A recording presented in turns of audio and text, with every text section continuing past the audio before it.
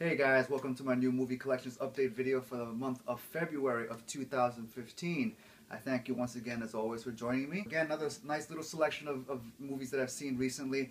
I kind of feel like I'm a little bit, behind on all these films, because I know that I showed you from my shopping videos that I had purchased some of these films like a while ago. So the first film that I have to show you for this video is the film Dawn of the Planet of the Apes, which is the sequel, of course, to Rise of the Planet of the Apes. It pretty much takes place, I believe, about 10 years after, Rise. And at this point, most of humanity has pretty much been wiped out. So we begin with basically seeing, Caesar now pretty much the leader of the new population or growing population of the apes, which are pretty much dominating the entire planet. They think that pretty much humanity's been all, is pretty much extinct, and then they come across several remaining humans that are still left alive. There are certain tensions, of course, from both sides in terms of can they really trust the other, knowing of the past history that they've had before. A lot of things kind of spiral out of control because of these misperceived notions or this miscommunications or just, kind of really acts of aggression that some of these characters have against each other that kind of leads to an all-out war. Again, the visual effects of this film are phenomenal. Just the visual effects just around just the character of Caesar himself. I mean, for all of them, but in particular for Caesar, they're just so realistic. And of course, being that I believe it's Andy Serkis who does the motion capture, of Caesar, as well as the facial expressions. I mean, it seems so lifelike, that it's almost a little hard to tell whether some of it is CGI and which parts of it actually are, real features, in there. But overall, it was a really good film. I really did enjoy it a lot. The next film that I have to show you, basically, I believe is the last in this trilogy of films by Sylvester Stallone and company. And it's, of course, Expendables 3. I do, enjoy the Expendables films, but I have to kind of make this point that I think gradually, with the exception of the first one, each other sequel afterwards, the second one and this one, it kind of tends to kind of lose its novelty a bit, I think, in terms of just how the uniqueness of having all these, action stars from the 90s, being together in one film. This one it feels like it's not that much different from the other ones. There's always some sort of personal vendetta that Sylvester Stallone's character in particular seems to have with someone. And in this particular film, the personal vendetta that he has is against another character that he thought was long dead, and it's the character played by Mel Gibson. You have Harrison Ford, you have Antonio Banderas, you have Wesley Snipes is in this film as well. So a lot of really cool characters that you remember from the heyday of the 90s action films. For me personally, I kind of feel like, while this movie was actually good and enjoyable, it wasn't the best, because I feel like the novelty, again, of the Expendables with all these actors in it just kind of it kind of died out for me a little bit already. The next film that I have to show you is something that I had wished I had seen in theaters, because I heard so many people talking about it so much that it was really good. They enjoyed it. It was a fantastic film. It's something that I guess sci-fi movies should strive to be like nowadays. I'm talking about Guardians of the Galaxies, guys. This film, I didn't know what to make of it or what to expect. I really didn't know anything about the whole story narrative behind Guardians of the Galaxy and who these characters were. I mean, I did do a little bit of research, between now and then, watching this film. So I do know a little bit about, the stories and backgrounds behind most of these characters. But just seeing this film for what it is, it's absolutely amazing. There's just so many things in here that just make it a fun trip.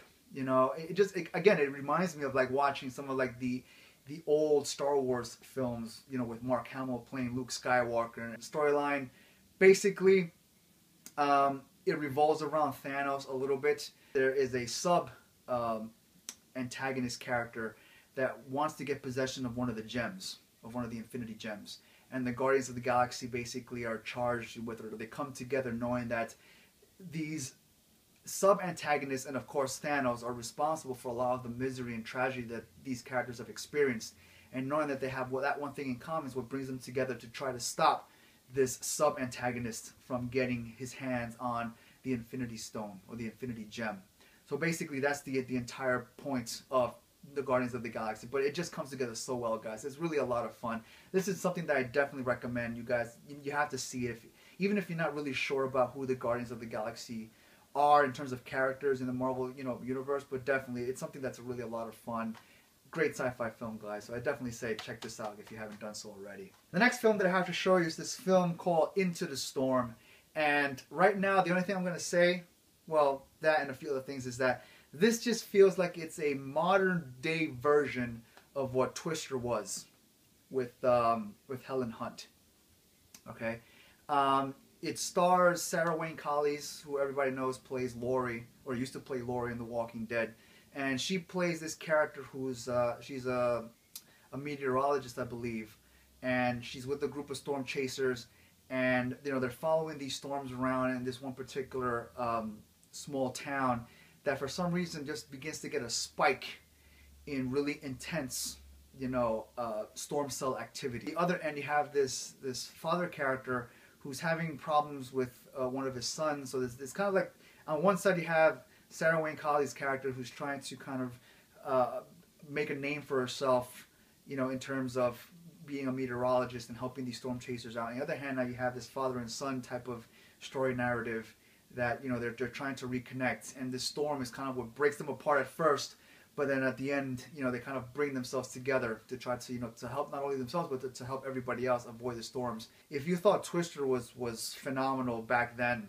for the visual effects that it had, I think this movie kind of blows them out of the water. You know, some of the things that happen in this film are like completely, you know, just blow my mind sometimes in terms of how they were able to capture, you know, these shots and then add some of the visual effects that they did in them. I mean, they look, it's really good, guys, and to be quite honest, you know, it's really good. So I definitely say this is something that you should definitely check out.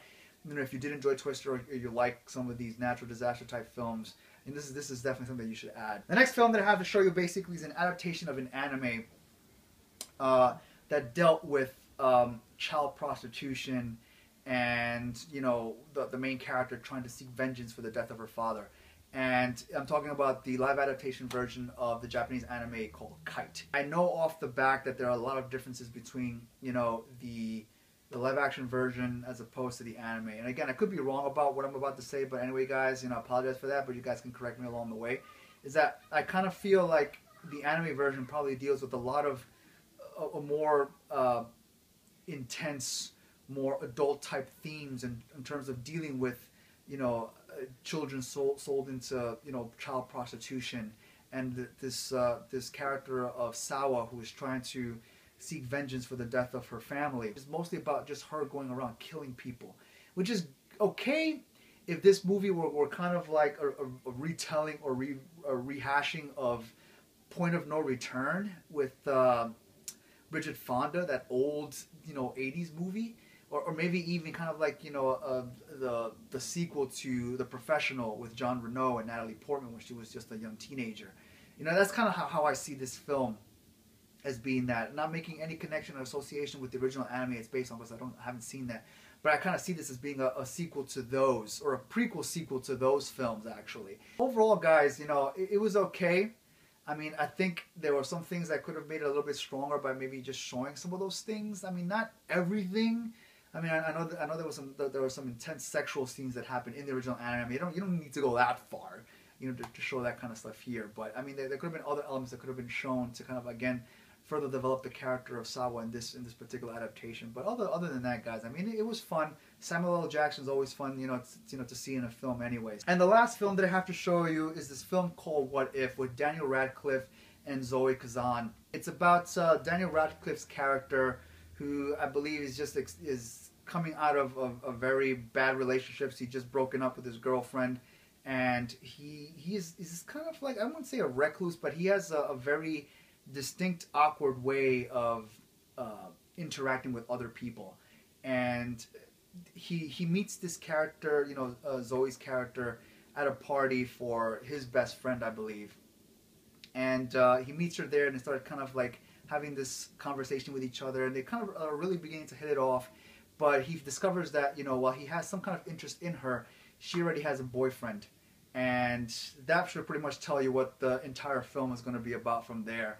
You know, so the entire film basically is just seeing how these two slowly begin to form, you know, a relationship with each other. But they're just trying to stay friends, because they don't want to, you know, ruin each other's other personal relationships because of this growing bond or friendship or whatever it is that they have that's kind of growing within themselves with each other. So But it was a very interesting film. There are some really nice moments in here, very unique, tender moments in terms of just seeing how relationships actually work, you know, and how things can kind of spiral from what just being something that while both characters may agree on that it's just this, but it just spirals into something else because, again, you know, things happen, right? I recommend it, you know, for one of these kind of rom-com type films. So definitely, What If, guys. Definitely check it out if you haven't done so.